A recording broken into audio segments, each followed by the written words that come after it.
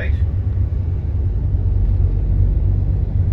That is city centre. Down to your left, that's down for the port of Dublin. Great little pub here in the corner called Ferryman. Bridge. This is a great little pub.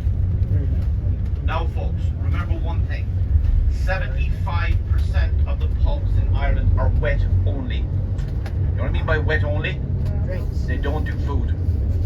Yeah? Where in America, I guess maybe 90% of pubs do food, right? Yeah. Yes, not here.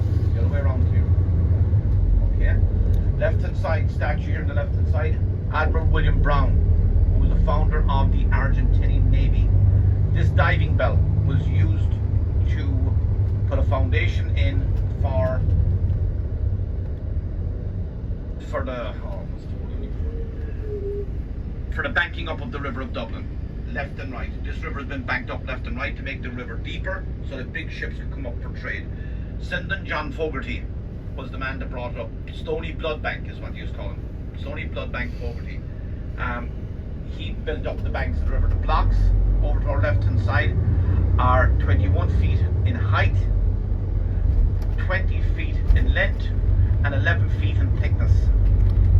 And these blocks, concrete blocks, were used on both sides to bank up the whole river, to make the river deeper and wider. This is the boat that was left up. A very nice looking yacht, is it? Or whatever it is.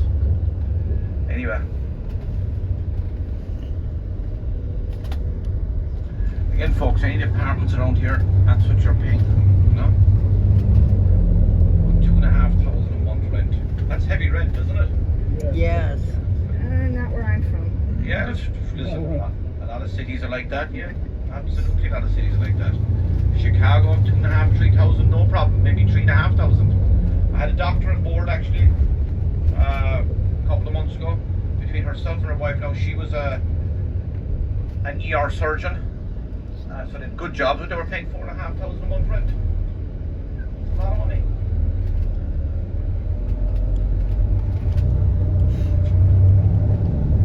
So this is the Grand Canal dock area. Again, look, you're free for dinner tonight. This is some place you could stroll up into.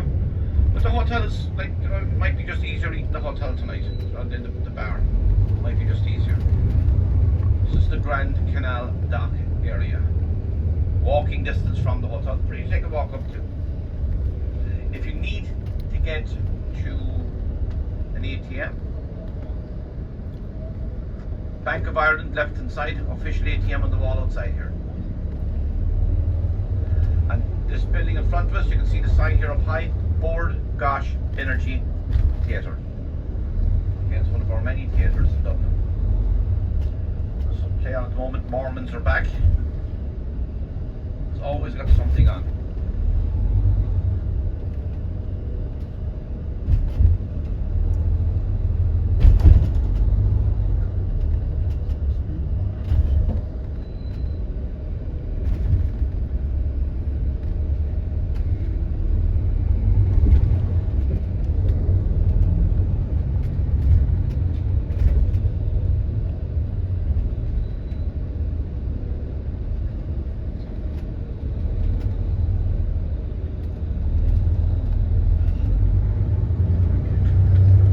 Hotel.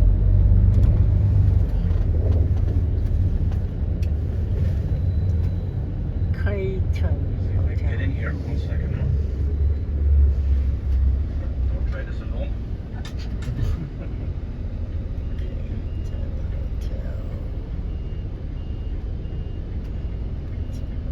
This is why you take a tour.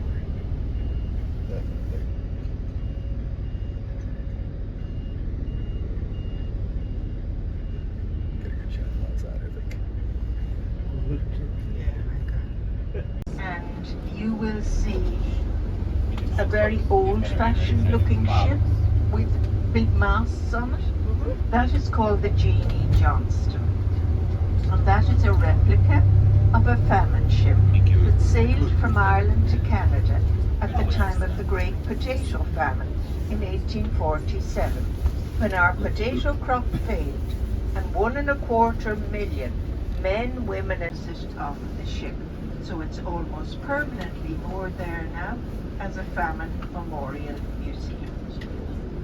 And the great news is that tomorrow, Mert will be bringing you to New Ross, County Wexford. That is the area of Ireland where John F. Kennedy's ancestors came from. And there you will be seeing a similar ship called the Dunbrody ship. And you will be getting a fantastic guided tour of it. I have been on the tour myself, and it's a really, really interesting tour. The subject matter is very sad, but they portray it in a very interesting way and a very effective way. So we're going to go by the Jeannie Johnston now, and this area of Dublin is the new financial area of Dublin. About 30 years ago, a former Taoiseach, our Prime Minister, Charles Haughey, got the idea of offering tax incentives to foreign banks to come and locate here, which they did with enormous success. And most of the top level banks in the world are located in this area. Because of that, hotels and restaurants and a third level college all grew up in this area. And what was a no-go area of Dublin is now a vibrant, exciting 21st century area of Dublin. And town planners come from Europe to study how we rejuvenated this area of Dublin. So you see the masts of the Jeannie Johnston just there on the left. Over 200 people used to sail on the original one over to America and Canada. Now if it sails, they only allow 60 people sail on it for safety reasons. And that is why they were known as coffin ships, because they used to squash all these poor people in very bad health into the hold of the ship. And if anyone had any disease, it spread like rampant, and many of them died at sea and never reached the other side. Very sad time in our history. If you look to the right, you'll see a glass building now that houses Epic. Epic is a museum all to do with the history of emigration from Ireland. And they also show they have many other very interesting facts about Ireland, and will look into your ancestry for you if you have Irish ancestry. Look to the left now, in the trees here.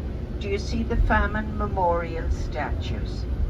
6 tall, emaciated people walking down to the port of Dublin to emigrate for a better life. The same 6 statues are in the port of Boston. Oh, cool. And not far away from them, the same again, but they're fat and happy and painted gold. It's the before and after story. And during the time of the Great Potato Famine, the Choctaw Indians were very good to the people of Ireland, and they sent over the equivalent of €5,000, which was a lot of money in those days. This lovely 18th century building on the right is the Customs House. And on the roof here at the end you see a lion and a unicorn and a harp in between. They're the old arms of Ireland from the time the British were here. And this tall building on the right, at one stage that was the tallest building in Dublin, 16 stories high. There are a few taller now, but not many. Dublin developed in the late 18th, early 19th century as a Georgian city. That would be 3 or 4 stories over basement.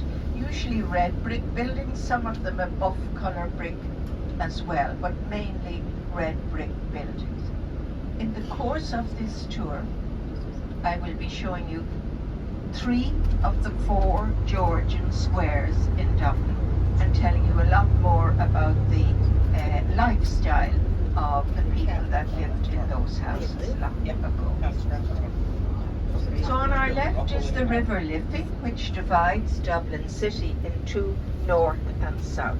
There's a kind of a friendly rivalry between people that live north and south of the River Liffey.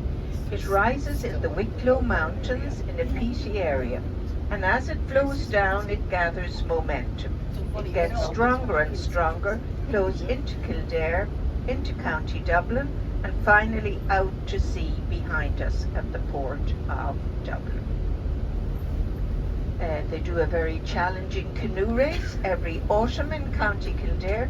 2 young men from Australia won it a few years ago. And we're going to go over the Rosie Hackett Bridge. Now this is the newest bridge over the River Liffey and the only one called after a woman. Look to the right now. Do you see the bridge there? That is the most central point of the city of Dublin.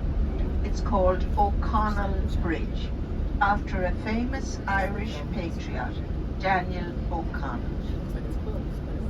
When the British were here, they didn't allow us practice our religion, or vote our own land, or be educated, or speak our own language. The man who achieved all those rights for us with the Catholic Emancipation Act in 1829 was that man, Daniel O'Connell. So we called him the Liberator, or the Great Emancipator. And we renamed that bridge after him. And if you look across the River Liffey now, do you see the street where the buses are going up? That is O'Connell Street, the most important street on the north side of the River Liffey. And at the beginning of that street, do you see a statue? That is Daniel O'Connell. He usually has a seagull on his head, so he normally has, nearly always, permanently grey hair as a result. And they fight to sit on his head because, you know, birds have better sight than humans, so they have fantastic views sitting on the top of his head there. Now, in the course of this tour, you might see lots of young people aged 13 to 18 walking together with the same backpacks on, and they are in Ireland to learn English. And they come from France, Italy, Spain, Germany, Holland, etc. In the winter they come from as far away as Russia. So if you ever come across a Russian with an Irish accent, you know he learned his English in Ireland. So there's Daniel O'Connell directly in front of us now. What you see, all the different people underneath his statue, they represent different trades and professions in Ireland. And the angels are 4 winged victories. They represent the qualities of Daniel O'Connell: courage, fidelity, eloquence, and patriotism. Now, if you keep looking to the left as we go up this street, you will see the most important building in Irish history. It's called the GPO, or the General Post Office. And it was on the steps of that building on Easter Monday in 1916 that Padraig Pearse, the famous Irish patriarch, read the proclamation of the independence of the Irish Republic.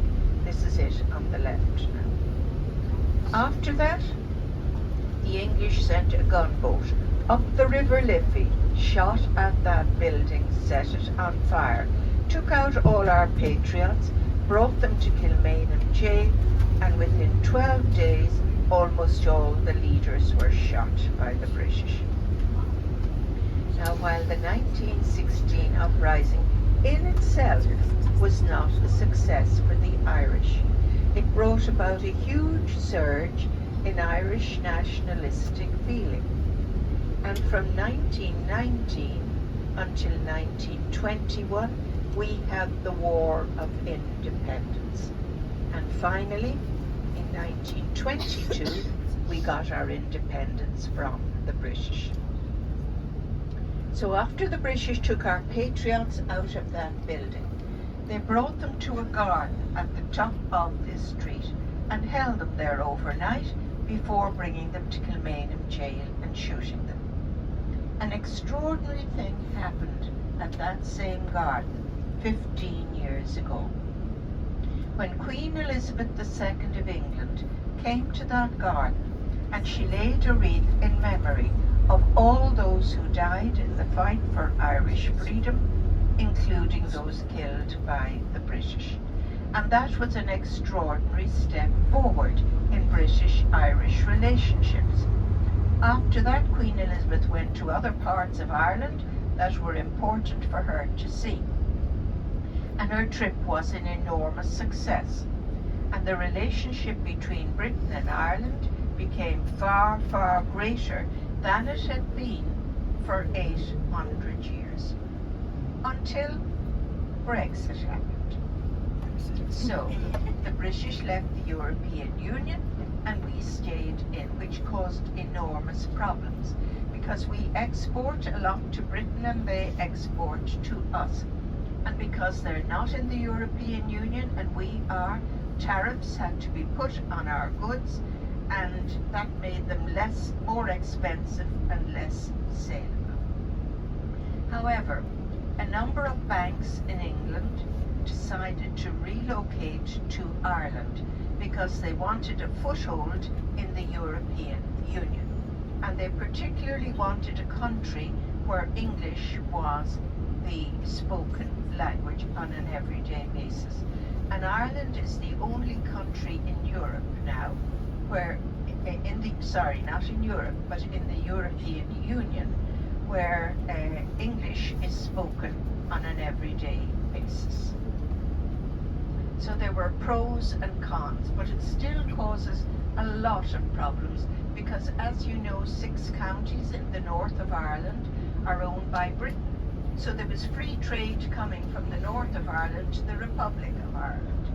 And now, as I said, tariffs have to be put on those goods, which makes it all far more intricate and more difficult to do business.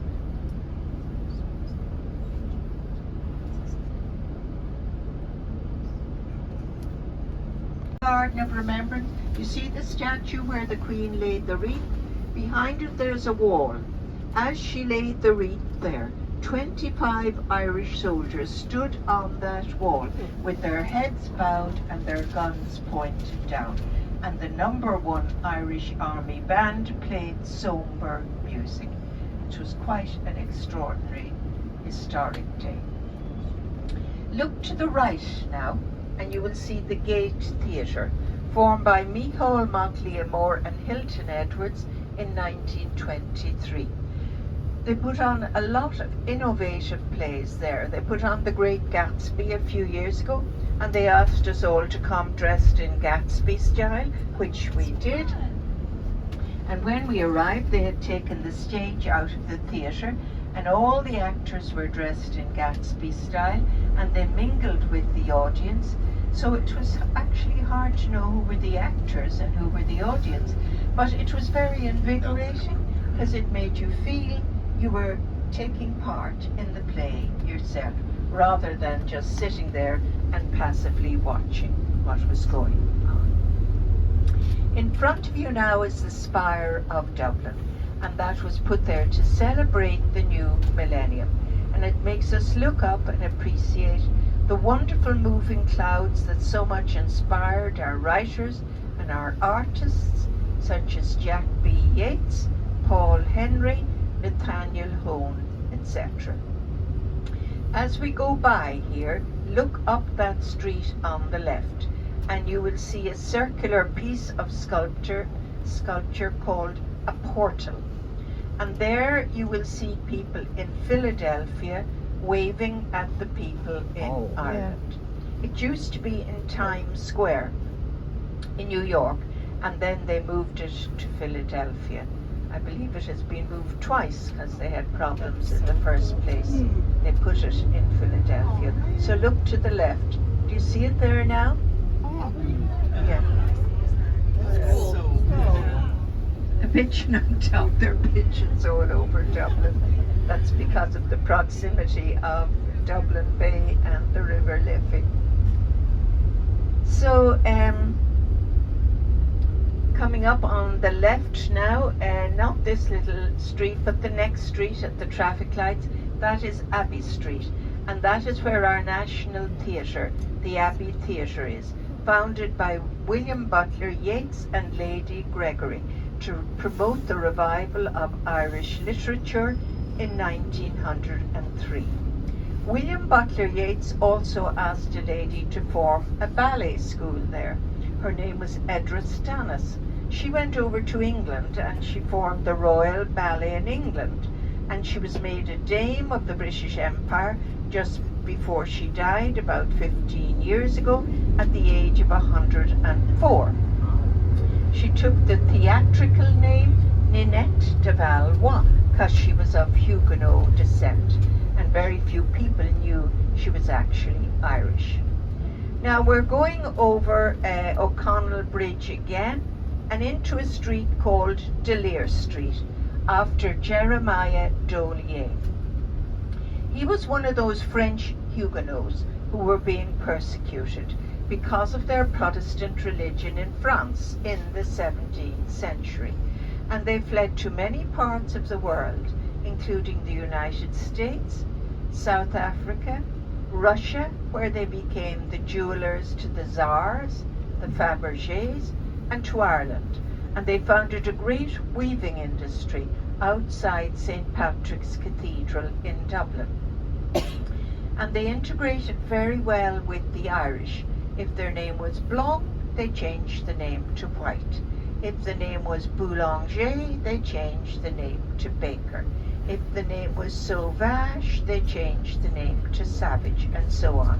And there were butchers and bakers and lawyers and doctors and goldsmiths. And it was a Huguenot goldsmith made the gold chain for the Assistant Lord Mayor of Dublin that they still wear to this day. So this is D'Lear Street.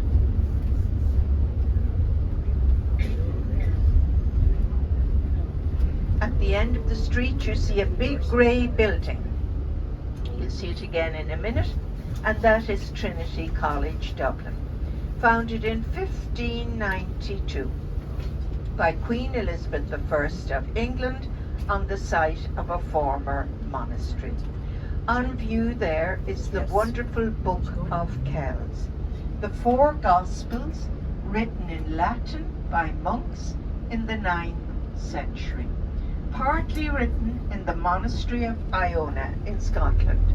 Then the Vikings came, attacked the monks, and they fled to a town called Kells, north of Dublin. They continued writing the book there, and that is why it is called the Book of Kells. That was in the 9th century. In the 11th century it was stolen, and a farmer found it in a bog, minus its solid gold cover, but the peat in the bog preserved the book, because the pages of the book were made from the hide of 185 calves, vellum, and peat preserves skin. The black they got from soot, the white from chalk, the yellow from sulphur, the green from copper, the red from pregnant red beetles from the Middle East, called Kermacoccus vermilio, and the blue, lapis lazuli, from the Middle East. So everything in the book was totally natural. And the monks lived on the mouths of rivers, and they looked after seabirds, and they used the feathers of the seabirds as quill pens for writing in the Book of Kells. And as I said, the pages of the book were made from the hide of calves. So that building in front of us with all the pillars, that was built in the 18th century as the old Houses of Parliament, and was so until the Act of Union in 1800, when the Parliament moved to Westminster in England. It's now the Bank of Ireland. On the left is the front entrance to Trinity College, with Oliver Goldsmith, a great writer, and Edmund Burke, a great orator. Their statues, alumni of the college. Look to the left and look at this beautiful 18th century house coming up. The whole first floor there is a ballroom, and that is the home of the Provost of Trinity College, Dr. Linda Doyle. She's the first lady provost in Trinity College since 1592. And at this point in time, the Lord Mayor of Dublin is a woman, and also the person in charge of our National Art Gallery is also a lady. On the left there behind the railings is the remains of a well where it is said St. Patrick used to baptize people in the 5th century. This street in English is called Nassau Street, but in Gaelic it is Shroyd Thubber Nave Podrick, the street of the Well of St. Patrick. Names are very meaningful in Ireland, and they're usually connected with what happened on that spot long ago. There are lots of towns in Ireland beginning with Bally, and that comes from the Irish word Ballia, which means a town. And lots of towns beginning with Kill, C-I-L-L, which is the Gaelic word for a church, because there would have been an ancient church in the neighbourhood long ago. Look to the left and you see above us the gable end of a red brick house with Finn's Hotel written on it. It's no longer a hotel, but that was the hotel where James Joyce, the famous Irish writer, met his wife Nora Barnacle for the very first time ever on the 16th of June 1904. And to celebrate that, every single thing that happened in his famous book Ulysses happened on that day, the day he met his wife. Now we're coming into an area of Dublin which was beloved of both James Joyce and Oscar Wilde. And you're going to see a former pharmacy called Swenny's, which featured in James Joyce's book Ulysses, when Leopold Bloom, who was wandering around Dublin on the 16th of June 1904, wandered in there and he bought a bar of lemon soap.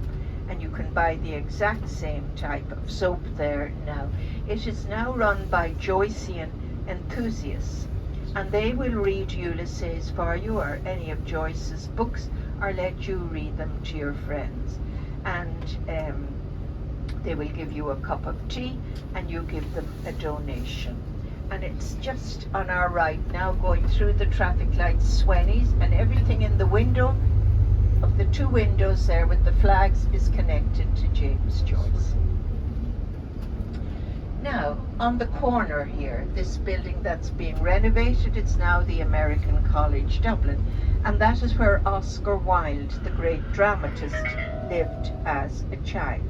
So, to celebrate that, in the trees there, when we move forward, you will see a wonderful statue of Oscar Wilde reclining on a rock of Wicklow granite.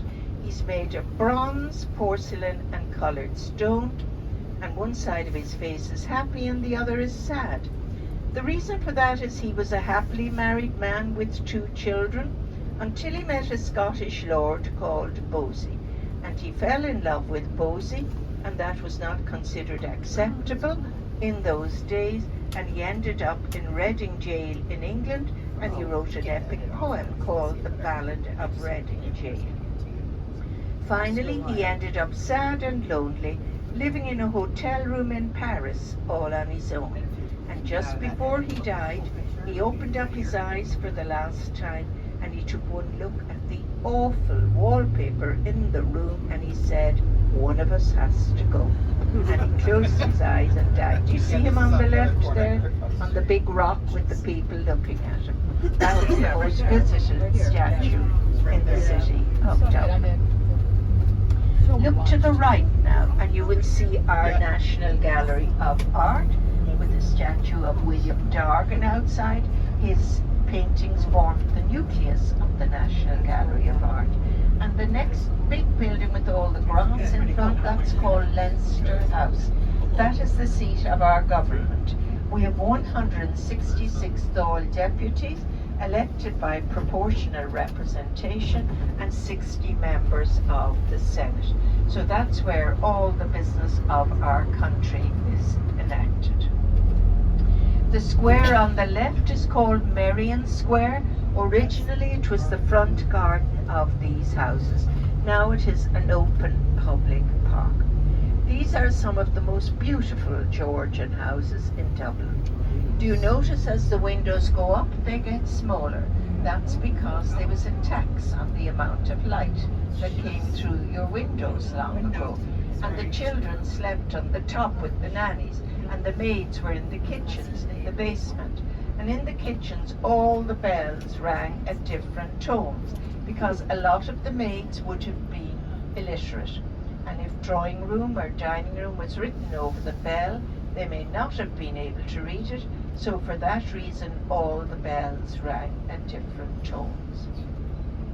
The main salon was the room over the front door, called the piano nobile, and it was, generally speaking, painted dark red or dark green or sage green or grey. Wonderful ceilings with stucco work done by the La Franchini brothers.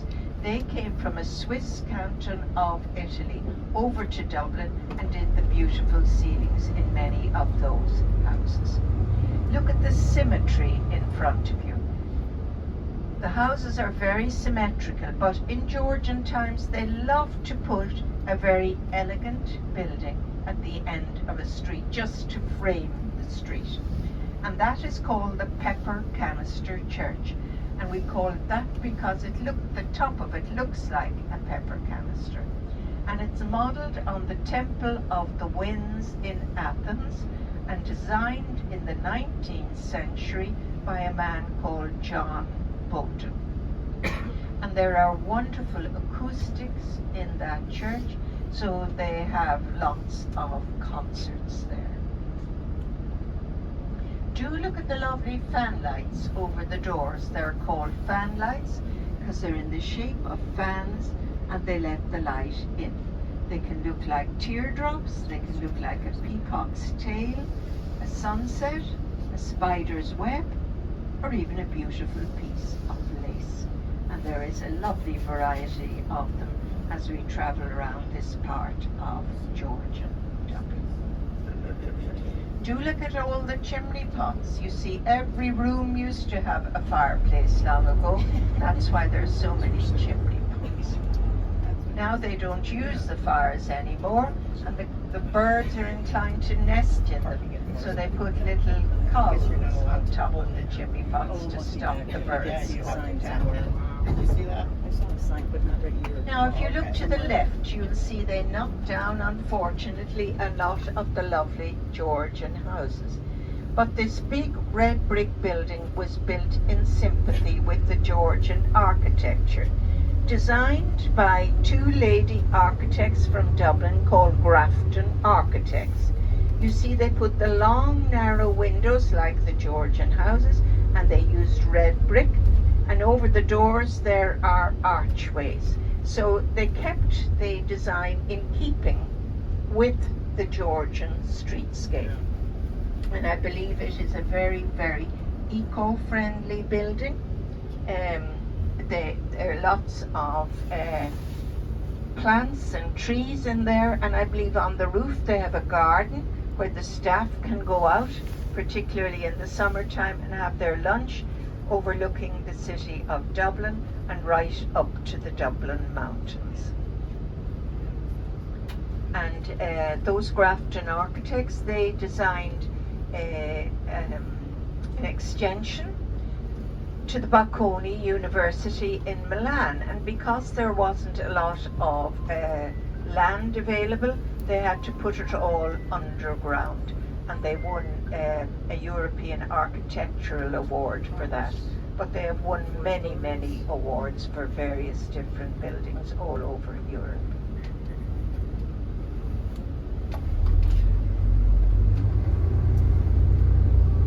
In front of you now is Fitzwilliam Square is up the street there. You'll see it in a minute. We're going to take a back entrance to it.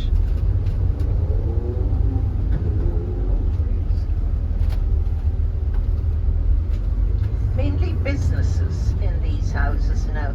because they're not so practical for living in, because long ago when they were built, people had maids and they would run up 3 and 4 floors. You're not allowed to put an elevator in them because of the Georgian architecture. Now look above you on the right, and you see all those chimney pots. You see all the little cows on them to stop the birds from nesting.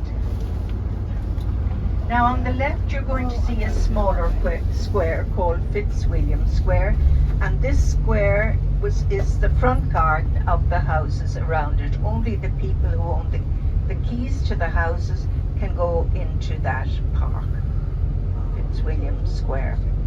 Look to the right now and you'll see a rather fussy black and white doorway. You see it just there.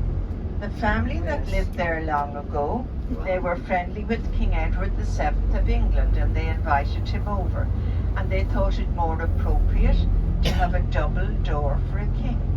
So they slit the door in two. They put glass in the upper part so you could see the exact moment the king was coming, and throw open the double doors with wonderful pomp and ceremony. So that's the only Edwardian door in Georgian Dublin.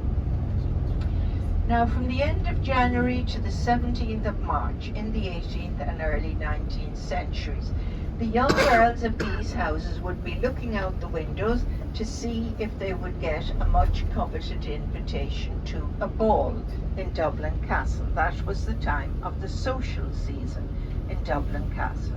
And if in that time they had not achieved finding a suitably kind and caring and handsome and rich husband, they would be likely to follow the social season to London, which started after the Dublin social season.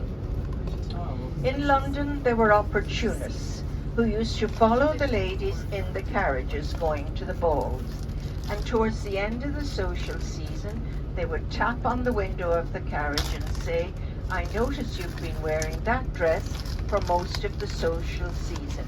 Would you be willing to sell it to me?" And quite often they did. And then those men would bring those dresses off to another country where they had not been seen before and sell them there.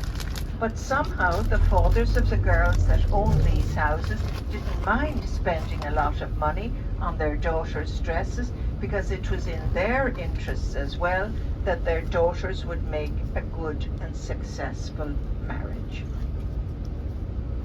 Now, as we go down here, do look to the right, and you will see lots of lovely fan lights over the doors. A nice variety of them. The main salon over the door was where they had the parties, and they didn't have a lot of furniture because the ladies wore the dresses with the hoops underneath and the men wore swords. So there wasn't a lot of room for them to twirl around when they were dancing, so they simply had chairs around the perimeter of the room.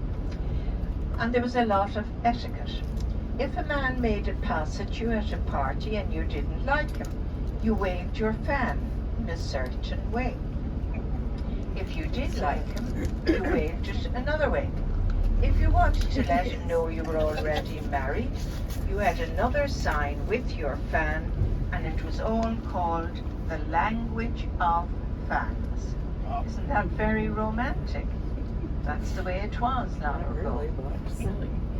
Also, tea was very precious, and when the lady of the house wanted tea, she would ring up the maid who would bring up boiling water in a silver teapot, and with great ceremony the lady of the house would take a key out of her pocket and unlock a beautiful wooden box called a teapoy. In it there would be 4 saucers with 4 different types of tea and a blank saucer in the middle, and she would blend her teas as she wanted them blended in the blank saucer and lock it all again.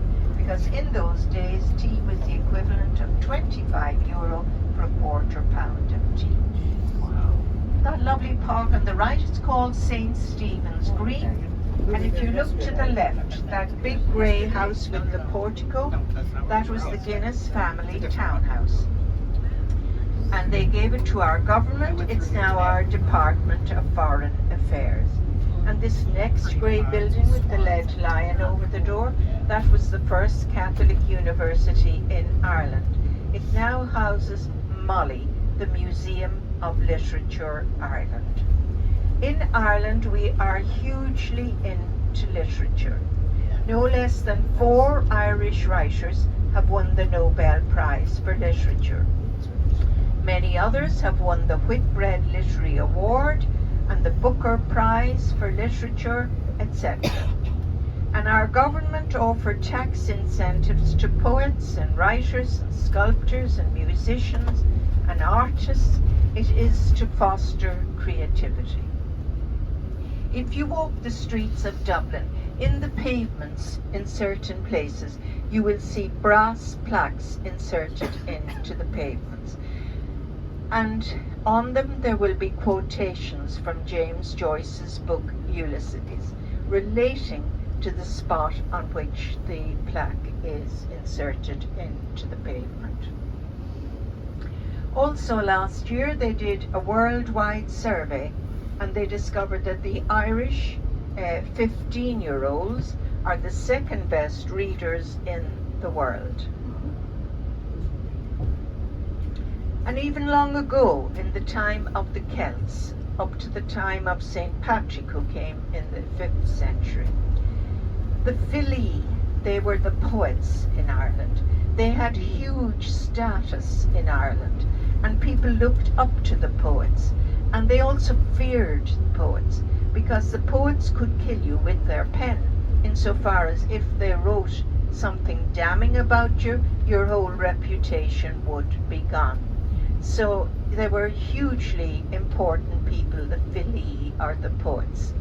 And that continues in Ireland today, the respect for literature. And when the British wouldn't allow us have schools in the ancient parts of Ireland, in forests, etc., there were hedge schools, they called them, schools with the hedges where people wouldn't see them. And they used to teach them Latin and Greek and mathematics, and quite extraordinary. Particularly down in Kerry, the standard of teaching in the hedge schools was quite extraordinary.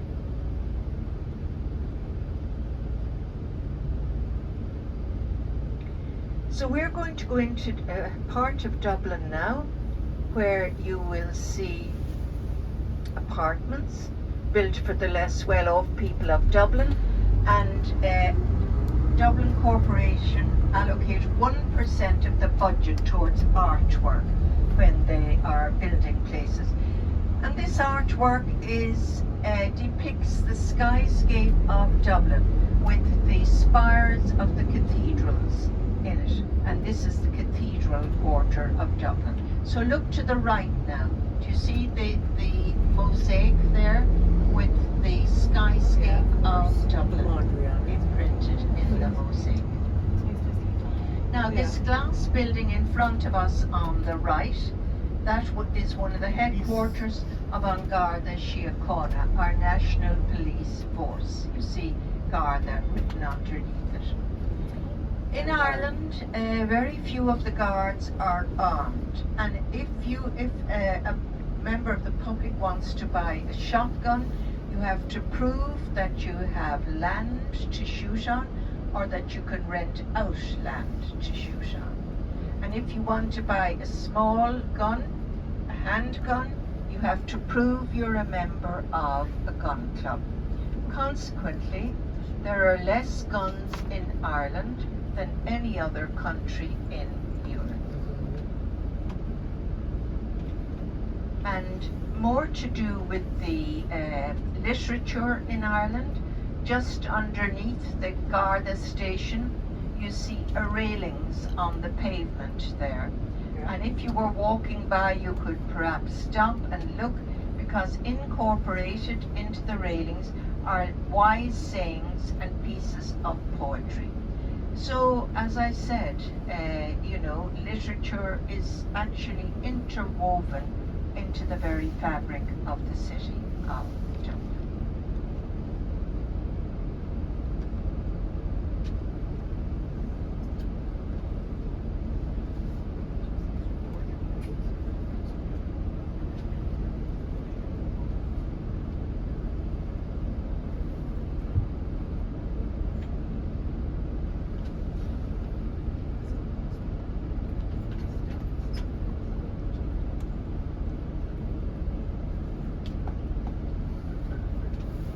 John Comyn, who was Archbishop of Dublin at the time, decided he wanted to build a second cathedral outside the old walls of the city of Dublin. And he picked the oldest Christian site in Dublin, where St. Patrick used to baptize people in the 5th century, and this is it. So we're going to pull in here, and we're going to let you take 5 minutes. You can go into the park and take some photos of St. Patrick's Cathedral and St. Patrick's Park. It started off as a Catholic cathedral until the 16th century, when King Henry VIII of England, he was a Catholic king, and he wanted to get rid of his wife, and the Pope said, no, you can't do that. So he fell out with the Pope, and he proclaimed himself King of Ireland, which we didn't agree with. Nevertheless, he did. He took over our churches and our monasteries, and our 2 cathedrals became Protestant, our Church of Ireland, and have remained so ever since. Of Dublin. And if you lived within those walls, you had to pay the taxes and obey the rules of the city. But if you lived outside that, the walls, you didn't have to do that. So this area of Dublin that we're going into now is called the Liberties of Dublin, just outside the old 13th century walls of the city. It's a very ancient area of Dublin, but you won't see it that way because the buildings, oh, look at the tiny little dog, look at the size of him. Oh, hope he doesn't get knocked down. But anyway, the houses were so old that they decided to knock them down. So a lot of the Liberties area now looks quite modern. But as we're driving in it, I will talk about it to you.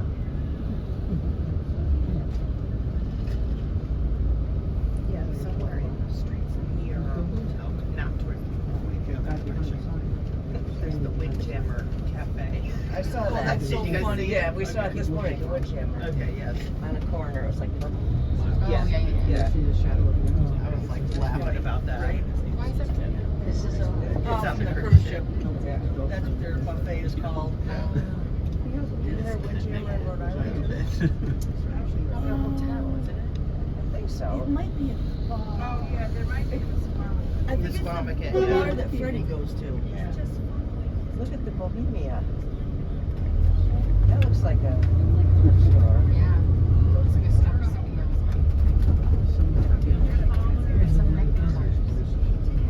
Now everyone, if you look to the right, you will see a street there, and that is called St. Francis Street. And that is where the greater number of the antique shops of the city of Dublin are located. There it is. I know. So now the great news is that we are just about to go up to Teeling's Whiskey Distillery. And there you're going to get a wonderful guided tour, and after that you will get to taste the whiskey, and I believe there are 2 people who would like the mocktail, which has no alcohol in it. But don't think you are losing out, because the mocktail is absolutely delicious. So I'm going to bring you in there. Now this is really important. When you're following me in here, there is not very much traffic, but those of you who are from America, the traffic comes in the opposite direction. So, or Canada, yes. So do be very careful. Or are you staying here, Mert, this side, or what are you doing? Oh, you're dumping us off. Right. Oh, look at this. See. Well, No patience. No patience. Sorry. That's okay. Even though we're bigger than he is, he doesn't care.